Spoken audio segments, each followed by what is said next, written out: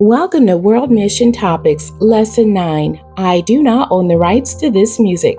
Today's topic is Seeking Restoration. The lesson text is coming out of Numbers chapter 14, verses 39 to 45, and Joshua chapter 8, verses 1 through 8. The memory verse. And when Joshua and all Israel saw that the ambush had taken the city, and that the smoke of the city ascended, then they turned again and slew the men of Ai. And that's Joshua chapter 8, verse 21. The key terms for today's lesson: ambush, collective memory, and restoration. Ambush, a surprise attack by people lying in wait in a concealed position. Collective memory, the memory of a group of people passed from one generation to the next. Restoration, the reinstatement of a previous practice, rite, custom, or situation. Suggested emphasis. The original offensive strategy for Israel was to conquer Jericho and Ai in succession. However, the betrayal of Achan stealing some of the dedicated items from Jericho cursed the Israelites, and God allowed the men of Ai to rebuff their attack. Joshua investigated and punished Achan to make restitution with God, but it was still been a question for the Israelites whether they could resume their military campaign against Ai.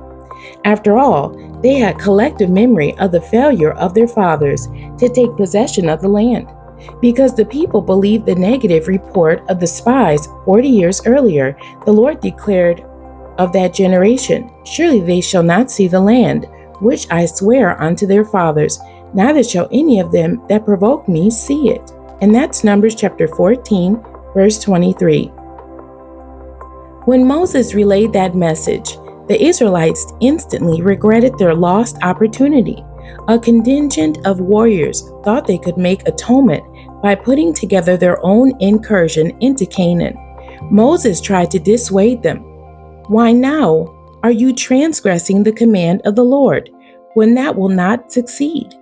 Do not go up, for the Lord is not among you, lest you be struck down before your enemies." And that's Numbers chapter 14, verses 41 and 42. Judgment had already been passed, and this belated fervor to invade the land was now another form of transgression. Once they had crossed over, because the hand of God was no longer with them, the Canaanites soundly defeated them and chased them back to the wilderness. And that's Numbers chapter 14, verse 45. As this new generation of Israelites reflected on their initial failure at Ai, they probably wondered if they would share in the fate of their fathers. Emphasis 1. The Lord promises victory. Yet God was perfectly aware of their doubts and fears, and set about to strengthen their resolve. He gave Joshua a charge and a promise: "Do not be afraid or discouraged. Take all your fighting men and attack Ai, for I have given you the king of Ai, his people, his town, and his land." And that's Joshua chapter 8, verse 1. The Israelites didn't have to fear. They were doomed to fail. As long as they had sincerely turned back to God, they would persevere. For the eyes of the Lord run to and fro throughout the whole earth, to show himself strong in the behalf of them whose heart is perfect toward him. And that's 2 Chronicles chapter 16, verse 9. Emphasis 2. A plan of ambush. The Israelites were given a new plan of attack that redeemed their earlier mistakes with Ai. Unlike that first skirmish, when Joshua followed the advice of his spies and sent a small portion of his fighters, and that's Joshua chapter 7, verse 3. God now told him to send forth the entire army. The Lord detailed another battle plan for them to execute, which would take advantage of the false confidence Ai had since they defeated Israel's first attack. Joshua would split the army in two. The first group would pretend to attack the town and then quickly withdraw to entice the men of Ai to chase after them. The second group would lie in wait until Ai's defenders were lured away, and then sack the town and set it afire. At that point, the soldiers that made a pretense of fleeing would turn back and attack the perplexed enemy. Emphasis 3. Restoration is available, but not easy. Interestingly, although the Lord assured Joshua that Ai would be conquered, and he provided the blueprint for doing so, it was not the simple matter that it appeared to be in the first campaign. The entire army was needed, not just the 3,000 warriors that were suggested by the spies. The Israelites weren't able to attack directly, but had to engage in subterfuge and misdirection. An unavoidable conclusion is that the sin of Achan and its repercussions made the mission more challenging. For example, the enemy had been strengthened and emboldened by Israel's initial debacle. Even though the people repented, that did not cancel all the consequences. Of course, this lesson is important for the church today.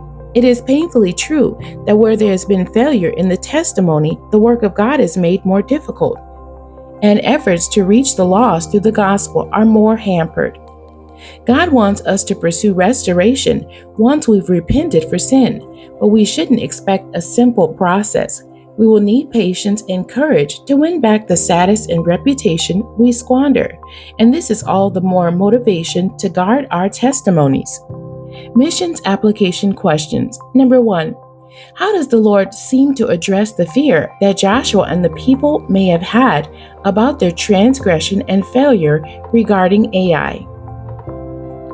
Number 2, what presumption by the men of Ai does God take advantage of with his plan of ambush? And number 3, what should we be prepared for when we're seeking restoration after falling into sin? World Missions Prayer Points. Let us pray to stay mindful of the repercussions of a public fall from grace.